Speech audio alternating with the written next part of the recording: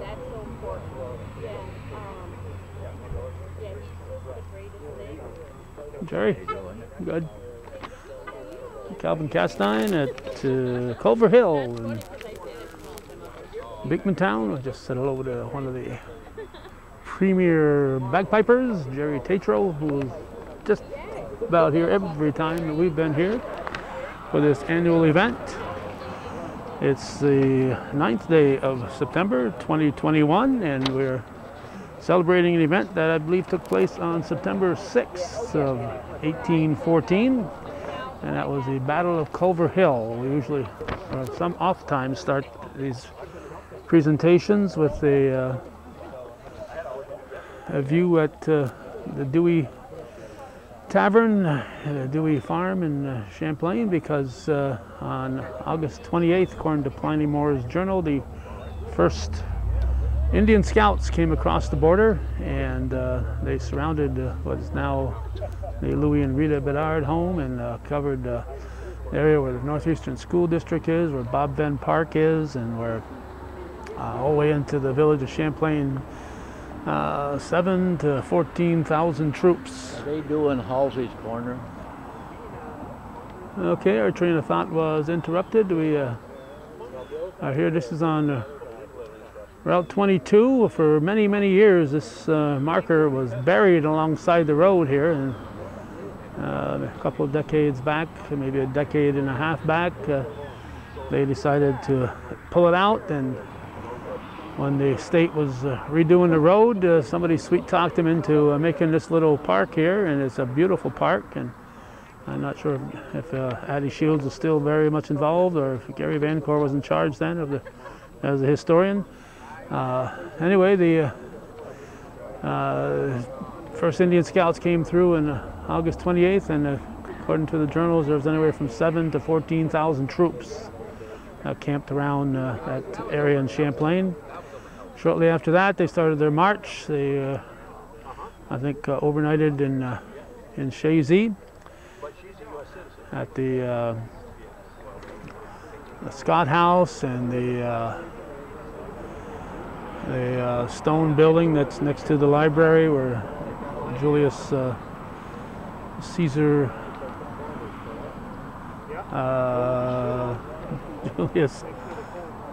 Hubble was there, and they took over his home. So, and then they marched here to Culver Hill, went on to Halsey's Corners in Plattsburgh, and ground troops had pretty good success, but the troops on the lake didn't have such good success, and when they were defeated, the ground troops picked up their wounded and headed north. They stayed at the Dewey Tavern area until September 25th, when the last ones left and headed back in across the border. So imagine this program will be starting momentarily. It's just a hair before 11 a.m. There will be a variety of speakers, and we're hoping to capture it all. Then we have to head for Plattsburgh for another totally unrelated event. Good morning. We're going to get you started. It's Gary Vancour. Mary, can you hear me over there?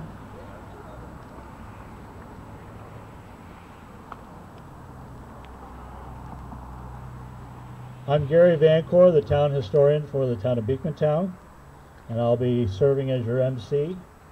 I'll try really hard not to tell any bad jokes while I'm here.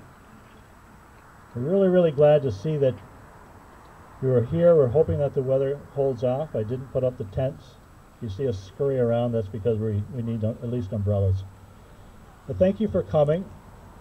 I tried to remember when the first Culver Hill ceremony was, but it wasn't here. It was over in the Connick's yard, and the monument that you see today was right beside the highway, with a little precipice going right down to the edge of the road. There was no shoulder. And we had those first ceremonies in the yard. We walked over here, took life into hand, and stood on top of that little precipice for the presentation of the wreaths. It was a few years ago, through a lot of cooperation with a lot of different people, that we were able to have this park. And over the years, this park turned into, with paved, interpretive panels, flagpoles, historic markers, all because of many, many people working to have that happen. I'd like to start today off with introducing to you our town supervisor, Sam Dyer.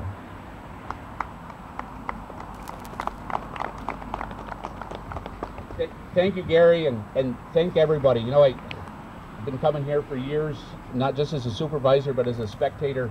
And when we look and see what the community has done, you know, from the Lions Club to the town, to the state, to the county, you know, everybody working together.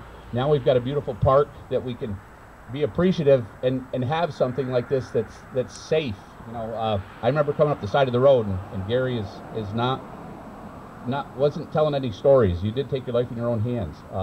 But you know, in 2007, when the state came through, and you know, Billy, it was before you were there, but you know, they did a good job here. You know, and we worked with them as the town to get this. But I tell everybody, this is one of the best days to be the supervisor of this town, because when we see something like this, you know, coming together, and you know, I say it all the time. You know, we've got the best historian in Clinton County, because Gary does more now than he did when we were in school, and I can attest to that. So, but Gary, thank you. You know, you do a great job, and some of my other teachers are here too. So I'll leave that alone. But I just want to welcome everybody, and don't believe everything you hear from the next two speakers. Okay? Thank you.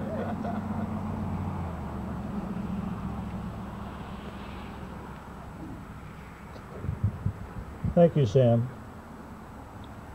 Our next speaker, we're very, very happy to be here, because I know he had a full schedule today, and when we contacted him, they made it happen. And so without any further ado, our assemblyman from Chateauguay, Billy Jones.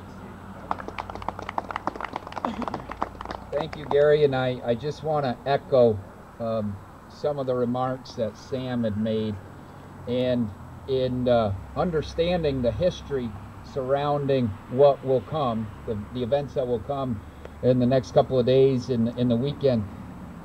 You know, this is where it started, and I think it's important to put that out there, and Gary has done a wonderful job in doing that, and people here have come together, and Sam talked about how the state helped out, and the county, and all of these entities helped out in getting this park here. But we really have to put our hats off to the community itself, the town of Beekmantown and the community here, because none of this would have happened without them. And we have a beautiful park here, and we can kick off these events for this weekend, which is very important to teach our children. It's always great to see kids here, and the Boy Scouts are over there to refresh our memories as well of us that are a little older, on what happened and how it happened and why this was so important into the Battle of Plattsburgh, the War of 1812. We always have to look at history to learn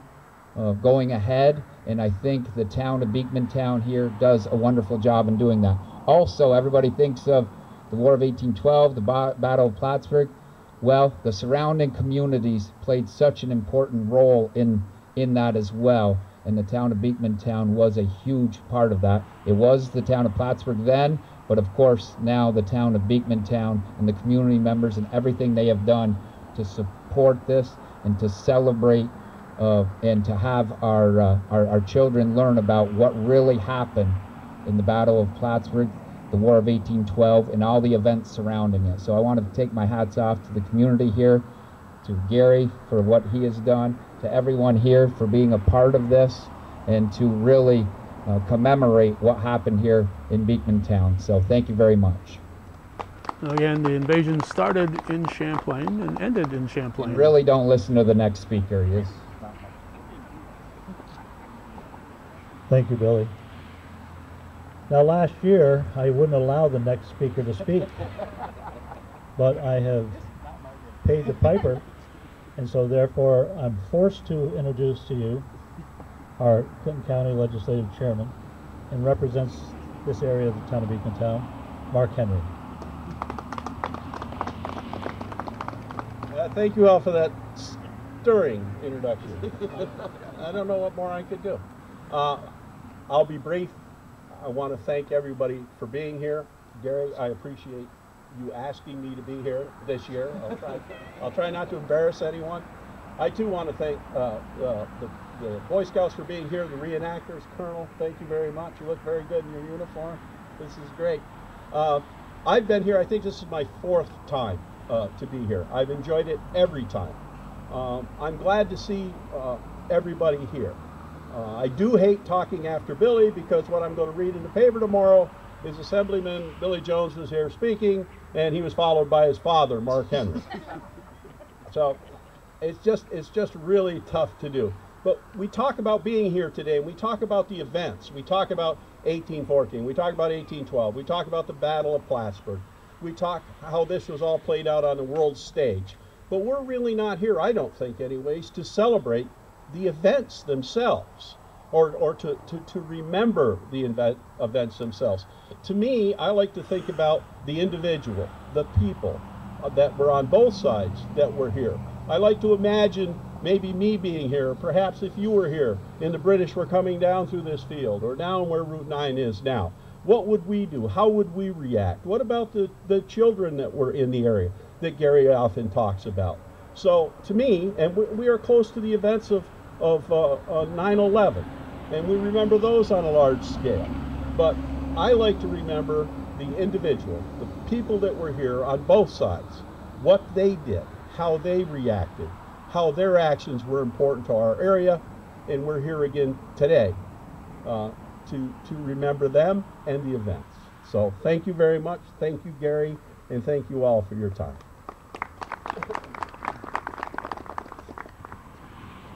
Thank you, Mark. Between Billy and Mark, I have to scratch off half of my little introduction I was going to do next. But it's actually, something that I also agree with, that you had people living here, you had a huge army marching here, and you had people that tried to stop that army, and they may not have always been successful, but they, if nothing else, were very afraid of what was going to happen. You never know. And some of those children he was talking about were 7 years old, and in the late 1800s they were interviewed by Dr. David Kellogg as to what happened. And so because of those kids that could remember the British marching past their house, or fighting right here, and right across the street is one of those houses. It wasn't finished at that time, but imagine being in that basement, 7 years old, with your family, and the British, several thousand, about 4,000 coming through, and the firing going on right across the road. 1814, Beacontown was said was part of the town of Plattsburgh. You know, we think of what we have today, and it's hard to imagine what it was like at that time.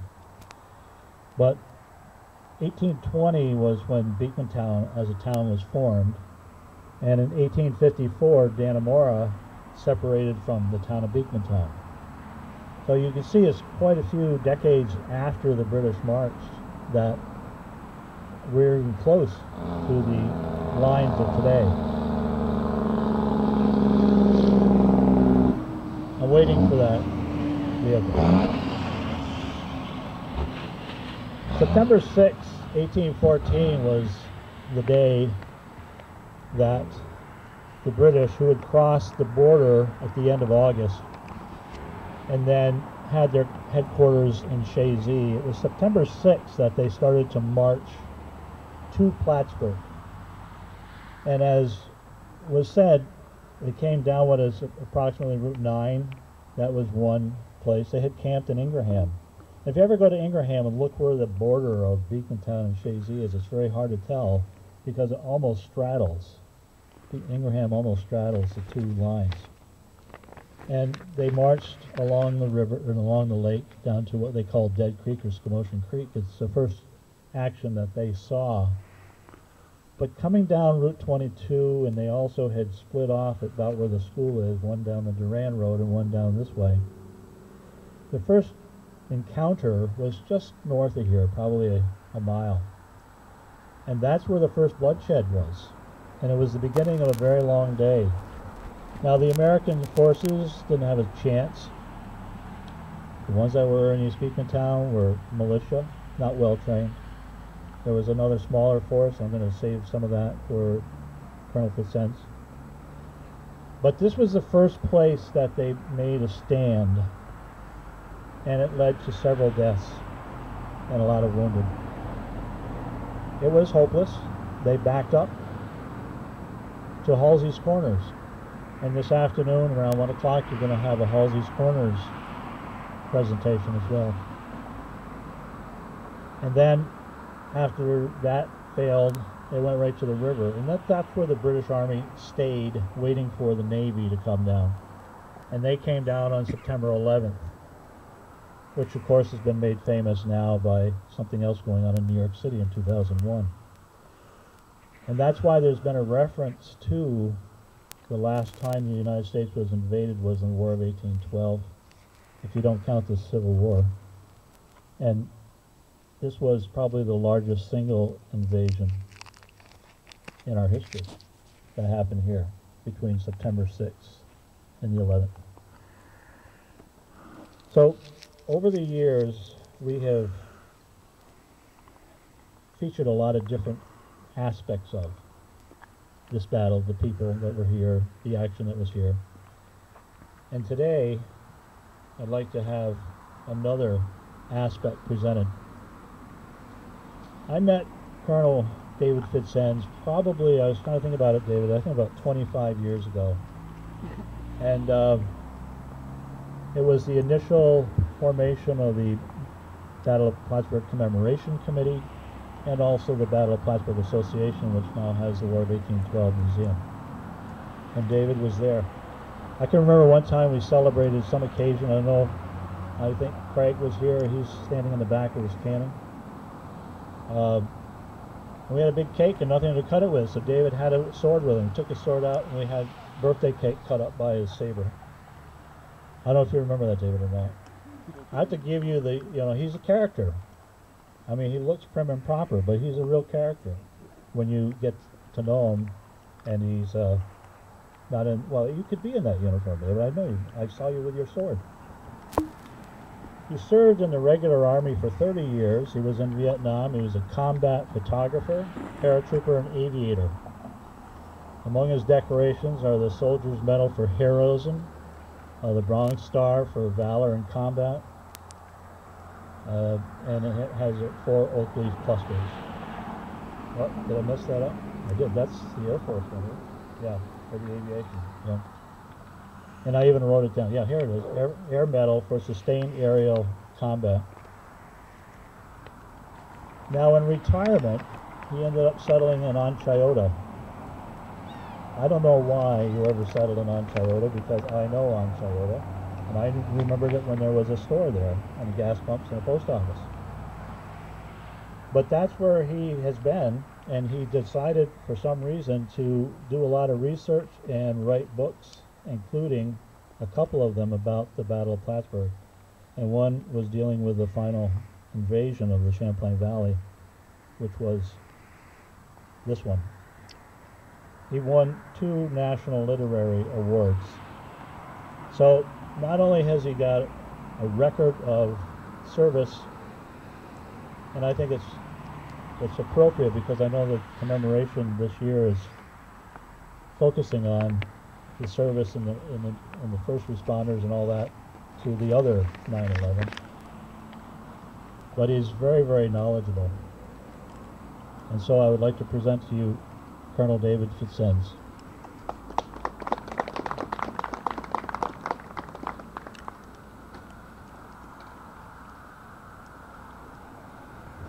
Thank you, Gary. It's true, I was here a long time ago, and I was in this uniform, as a matter of fact, and it took me over a year to get the poison ivy out of the cuffs. Because we held the ceremony right where that police car is over there.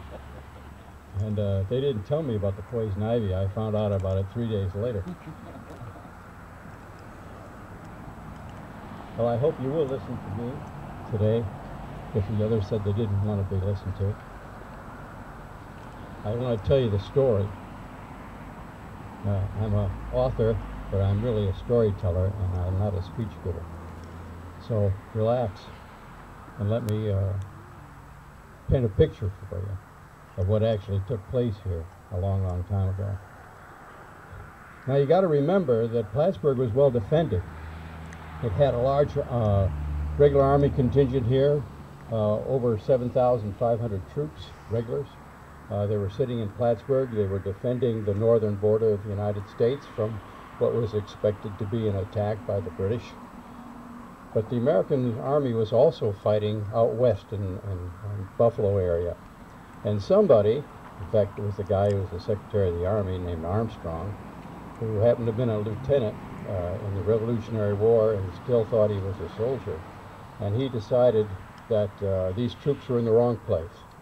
And so he told General Izard, who commanded here, to take his 6,500 troops that weren't sick and debilitated or stockade or played in the band, and take the good ones, as he said, put it, and take them out to Sackett's Harbor to cross the lake to help out in Buffalo.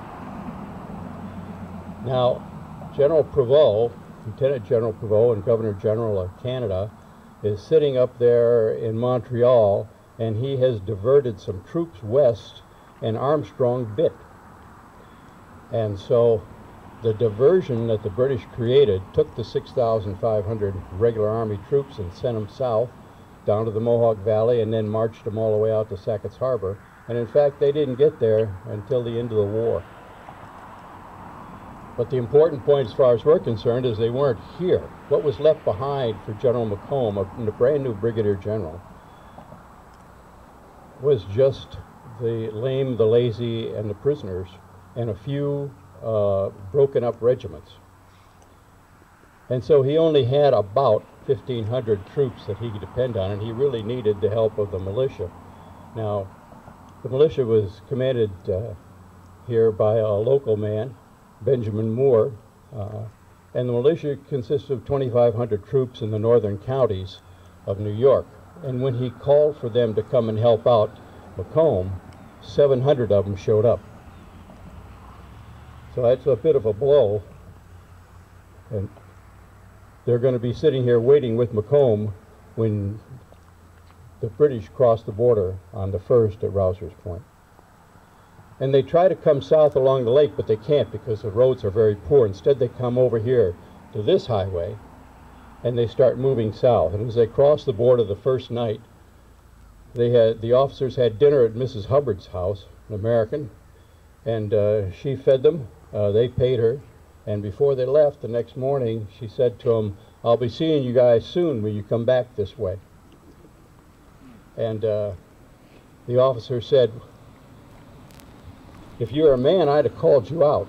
But since you're a lady," he said, "I respectfully tip my hat and move south." That's, of course, Hubble. Later on, he'll direct his officers to throw their purse at her doorstep, as she was right. It only took a little while, and they were back in Canada. That's the That stone was the house first next to the contact old they had library with on America. R9. Let me show you what it was like in those days when you're trying to move almost 15,000 troops from Canada to Plattsburgh. From the Rouser's Point to here in those days was about 20 miles. This column consisted of 3 infantry brigades, each brigade about 3,500 regulars. Now these men had just fought for the last 7 years in Spain and in southern France against Napoleon. These are hardened professional soldiers. And they wish they weren't here. They intended when Napoleon was defeated in that spring of 1814 that they were all going to go home to the bands and the celebrations and they'd be local heroes in their communities. But instead, Lord Bathurst, the Minister of War, decided that he was going to finish off the War of 1812 against the Americans, and he was going to do it here with Wellington's infantry. Now, Wellington's going to be the ambassador to Paris, so he doesn't come. But he sends his troops and he sends his brand new major generals in command of these 3 brigades. And they are, as a friend of mine who wrote a book said, they were browned off. They didn't want to be here at all. Instead, they put them on troop carriers and brought them all the way across the Atlantic Ocean, up the coast of the United States, dumped them off in Montreal, and sent them to Fort Chambly. So these are not happy people. And that's who we're going to have to face. Now they're going to come down this road, and the 1st Brigade, Robinson's brigade, is going to lead. Another brigade behind that is going to turn off to the left at Sampson's Corners and head for the lake. So now we're down to 2 brigades. And in the middle of it is General Prevost, who is directing the entire operation. Behind the 2nd Brigade, Manly Powers Brigade, is going to be the artillery, and there are 6 batteries of 6 guns of artillery that are walking behind them. And I went to England and I did some research in their military history museum and found out the names, and I got the accounts of the men who were in these units and the commander who described exactly what it was like to be here on this road, which is very bad condition. But he had 4 horses pulling each of these guns. The troops that fired the guns were walking beside them. And then behind them were the dragoons, 1 troop of dragoons, but they needed the dragoons' horses to pull the wagons, and so they were on foot. Now these guys are really mad. If you ever seen a dragoon, he's got a lot of heavy equipment on. His boots come clear up above his knees. So they're walking behind the infantry. Behind that is a rocket battery. Remember the rockets, red glare, and the bombs bursting in air from the national anthem that took place, of course, down with Francis Scott Key and Baltimore. Well, there were rockets here, too. Those were naval rockets. They were big. They were fired from ships. These rockets are carried on horseback. But there is a rocket battery, very modern. Now, Wellington said that he didn't use the rockets in Spain because all they did was scare the horses. But here we'll find that they're very accurate. In fact, they set one of the blockhouses on fire and killed about 9 men. But they're behind, there are a troop of them, there's about 70 men. Behind that is the siege artillery. These are wagons pulled by oxen, and the mortars look like oil barrels today, sitting in the back. And they're siege artillery, and they're for firing hot rounds into the American defenses. And they're walking along behind. But behind that are the women and the children. Did you know there was no quartermaster corps, there was no medical corps in those days, and so what they did was the British soldiers' regiments would elect 1 woman, 1 wife with children from each 10 soldiers. And they come along behind because they're known today as camp followers, but they were the families. And of course, you know what the women are going to do. They're going to do what they have to do, take care of the children, take care of the men, take care of the medical needs, build the fires, cook the food, wash the uniforms, and so forth. That's your quartermaster corps. They're at the end of this column. This column is 9 miles long. And that's why they split at Sampson's Corners, because they're moving so slowly that they're beginning to block up. And so 1 brigade turns off to the left, and we only have the 2 brigades left. Now that's the 4th of September, and Prevost's concerned that he's moving far too slowly. And so he gets his infantry out in front and gets them moving, and about that time 2 American dragoons, Standish and Waite, both lieutenants, each commanding a troop of about 20 American dragoons militia. These 2 officers by themselves are behind the British lines, and they're scouting to see what the British forces look like. And since they're wearing uniforms from the Revolutionary War, when the unit was still a British unit before the war was ended, this unit is wearing red.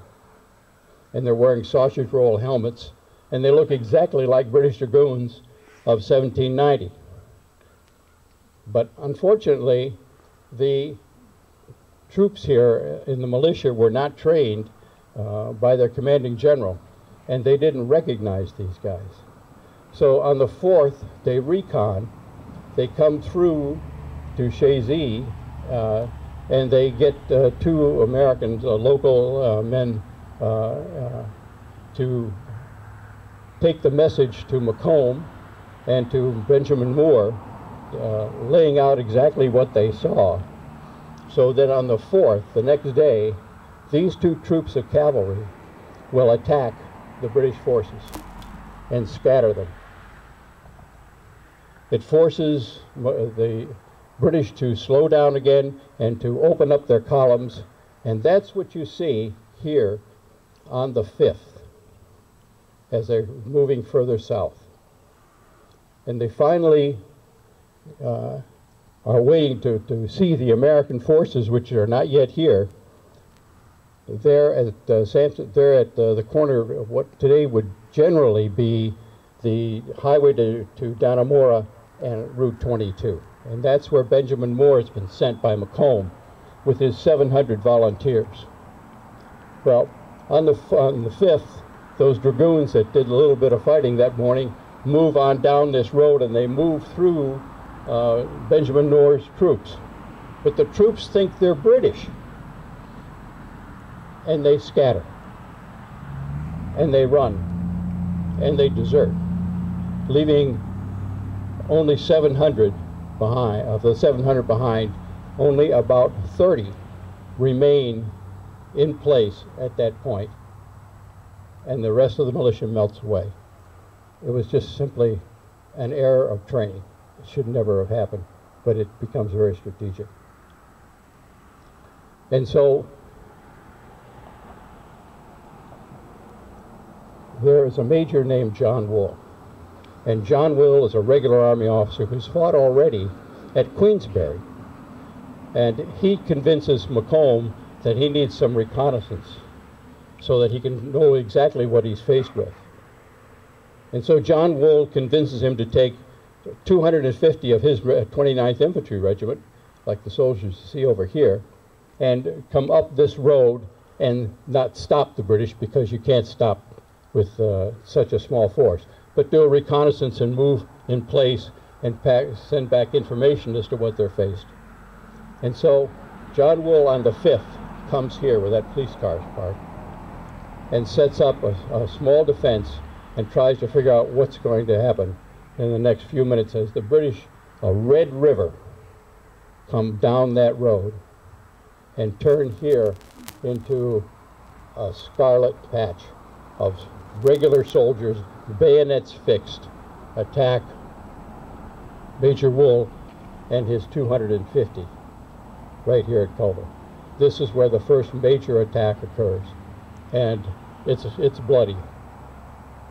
The commanding officer of the 3rd Buffs Infantry Regiment, a very famous regiment that was formed in 1588. That's how long it is. One of the earliest regiments ever formed. The 3rd Buffs are here. I went to their museum in Canterbury and looked through all the records of what happened here that day. And Lieutenant Colonel Willington was the commanding officer. Not Wellington, Willington. The Duke of Wellington's real name was Arthur Wellesley. That's not a family name, it's a place name. This guy was Willington, but he wasn't really the commanding officer as we think of it. He was actually a captain, but he'd done so well in the campaigns against Napoleon. He was brevet promoted to major, which means they didn't pay him anymore. And then he was brevet promoted to lieutenant colonel to command this operation, and they didn't pay him as lieutenant colonel either, so he's still a captain. And he leads the regiment right there, right up that road. And he is shot and killed by Sam Terry, a militiaman.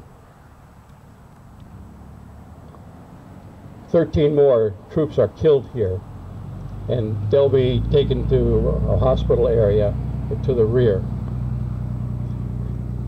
John Wool cannot sustain this position, and through the 5th, through the 6th, through the 7th, he will be forced to pull back, pull back, pull back. He's finally reinforced with 2 cannons. But that doesn't really help when you've got this kind of pressure going against it. So what you can imagine here today is wounded men. 2 Americans were captured. Goodspeed and Jay were their names. And they were taken into custody here along with 13 dead British soldiers and moved back to a local residence where they were encamped with the rest of the British that were wounded that day. Can you imagine then that what you see here is gunpowder smoke white filling the air, the smell of cordite burning, the confusion that must have taken place here in this ground, and how a British soldier was taken care of in the cottage right behind me by the local family who were living in the cellar. This is Culver Hill. This is a place that you should bring your children and people who come and visit and your relatives and so forth and say, this is where America's defense started on that day, with those 30 militiamen who stayed, with the regular army troops that came and stood here in front of the most seriously professional army of the day and said they were going to fight them and try to stop them right here for you. Thank you.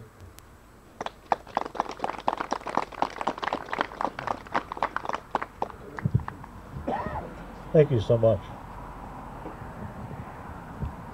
I'm going to blame Mark. I was so anticipating introducing him that I skipped over part of the program. Yeah, And now I have to stand red-faced and go back and do what I should have done before introducing you, Mark.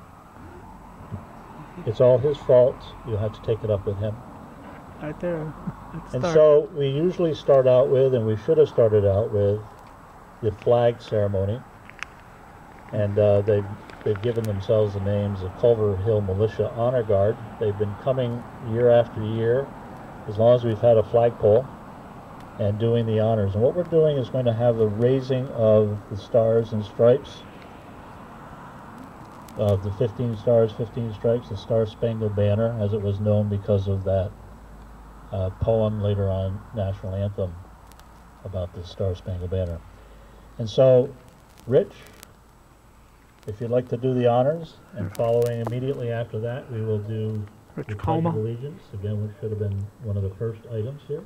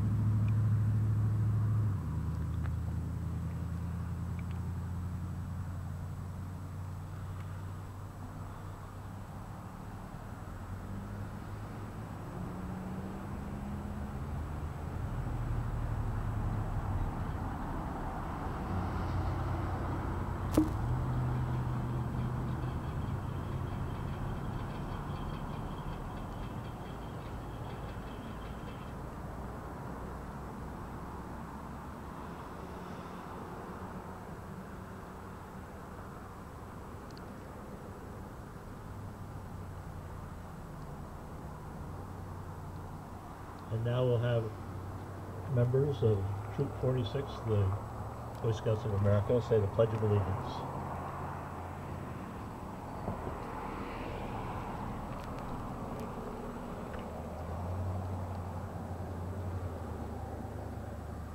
Scout salute. I pledge allegiance to the flag of the United States of America and to the republic for which it stands, one nation, under God, indivisible, liberty and justice for all. Cheers.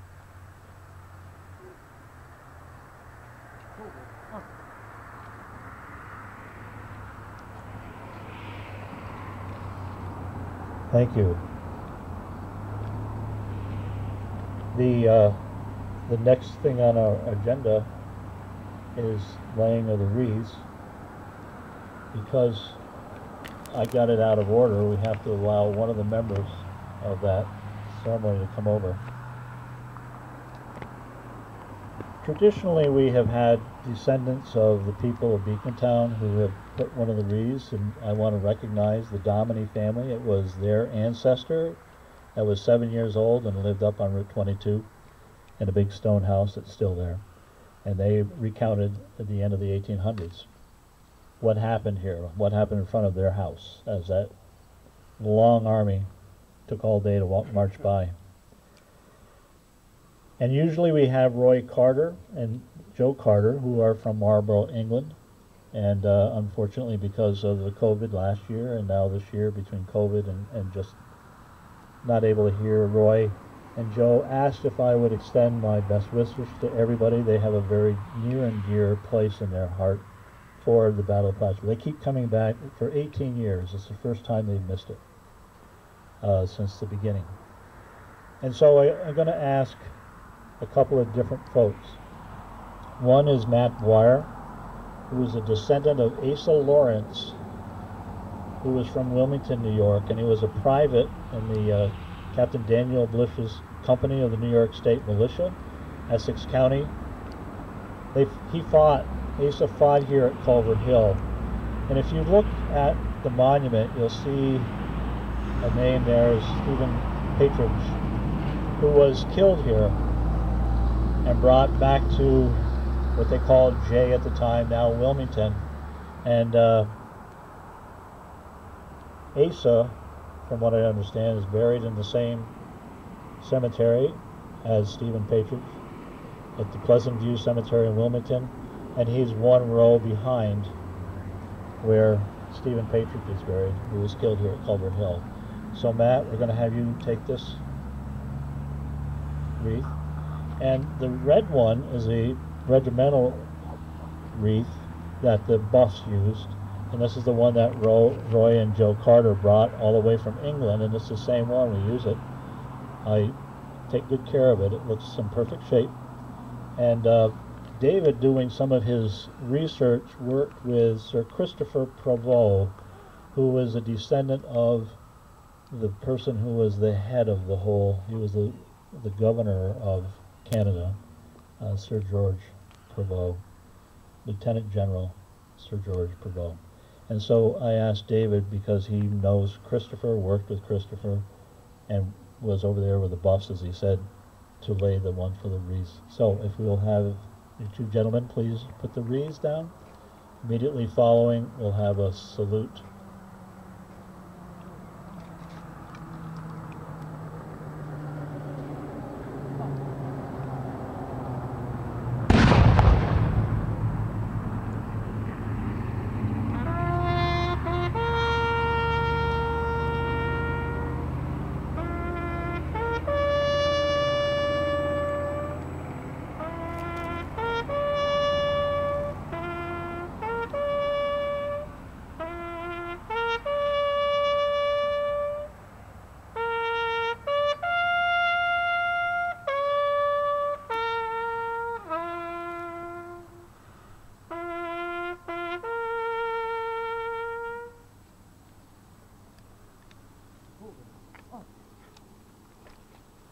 We'll now have a bagpipes play, and you two gentlemen are going to have to go stand in front of that monument later for photo ops. Matt, if you want to stay right there just for the photo ops. We have to do this.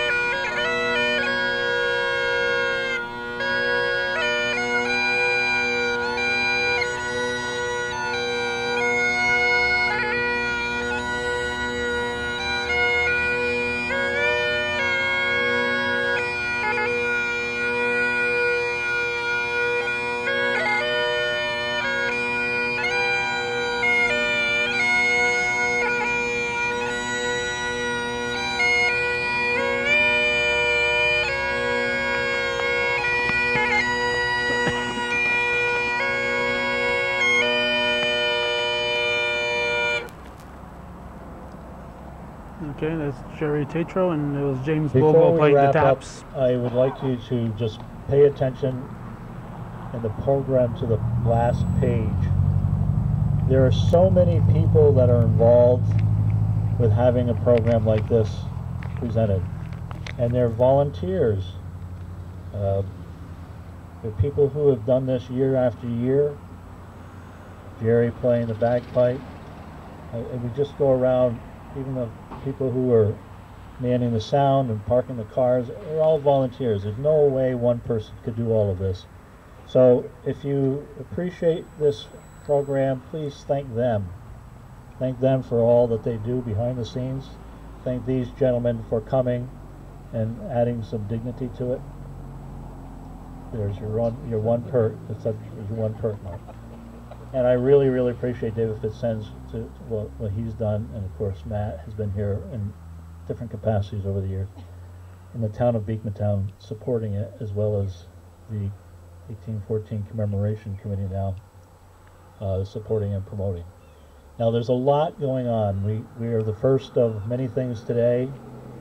Stop by Halsey's Corners, stop by the Riverside Cemetery, where some of these gentlemen who were killed this day are buried side by side. There's events going on at Valcor Brewery, and tomorrow it kicks off more downtown, as well as different locations.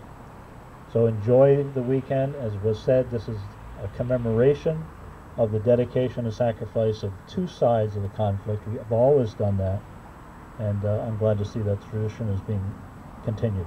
So thank you for coming. Thank the stars that we didn't have rain, and enjoy whatever you can of the commemoration weekend. Thank you very much.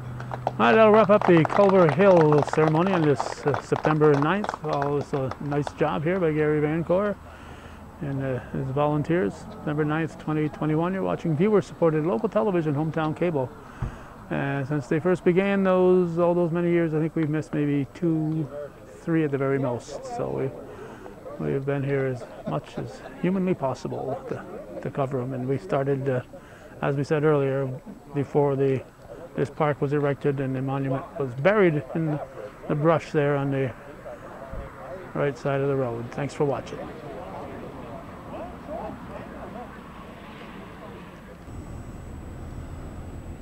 I'm actually going to wrap up this segment with a quick shot here at Halsey's Corners in Plattsburgh.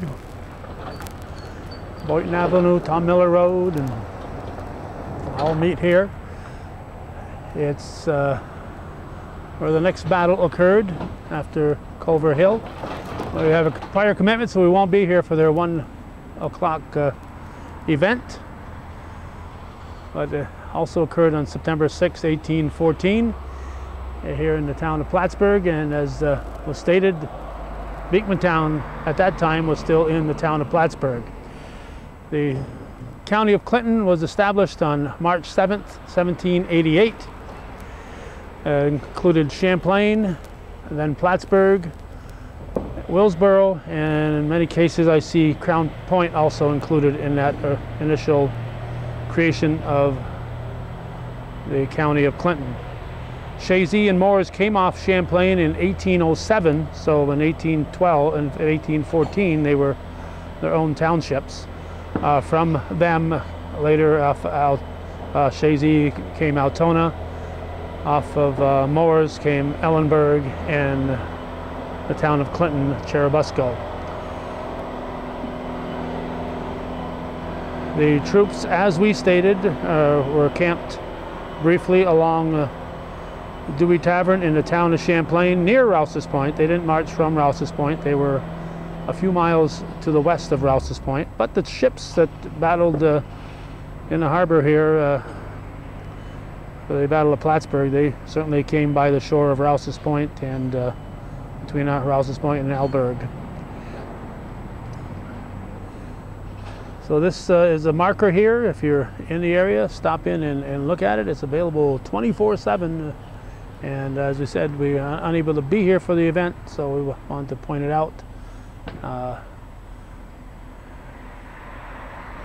lot of history here. This gives a little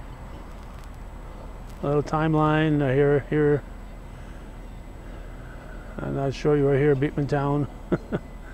You're not here in Beekman Town, you're here in Plattsburgh, and they don't mention